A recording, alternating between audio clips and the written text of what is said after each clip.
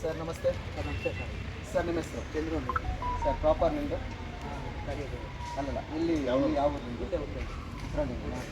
Okay sir, ಇವಾಗ trailer ನೋಡಿದ್ವಿ partner ಸಿನಿಮಾದು, ಹೇಗಿತ್ತು ಸರ್? ಅದು ಸುಮಾರು ಸೂಪರ್ ಆಗಿದೆ. ಸೂಪರ್ ಆಗಿದೆಯಾ?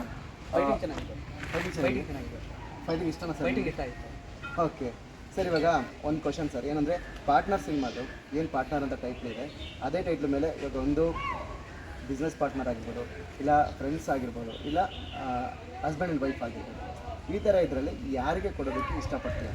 ಸರ್ ಇದು ವೈಫ್ ಆ್ಯಂಡ್ ಹಸ್ಬೆಂಡ್ ಕೊಡೋಕೆ ಇಷ್ಟಪಡ್ತೀವಿ. ಅಂದರೆ ಗಂಡ ನಿಮ್ಮ ಹೆಂಡ್ತಿಗೆ. ನಿಮ್ಮ ವೈಫ್ ಕೊಡೋಕ್ಕೆ ಇಷ್ಟಪಡ್ತೀರಾ? ಹೌದು. ಓಕೆ, ಮದುವೆ ಆಗಿದೆಯಾ ಸರ್ ಸರ್? ಮದುವೆ ಆಗಿಲ್ಲ. ಆಗಿಲ್ವಾ?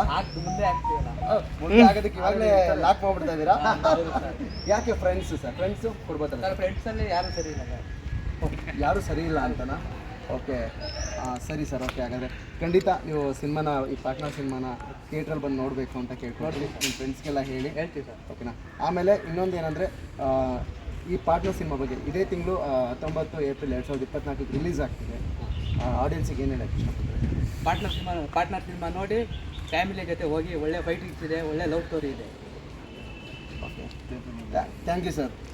ಕನ್ನಡ ಸಿನಿಮಾಗಳು ನೋಡ್ಬೇಕು, ಕನ್ನಡ ಸಿನಿಮಾ ಬೆಳೆಸ್ಬೇಕು. All the best sir.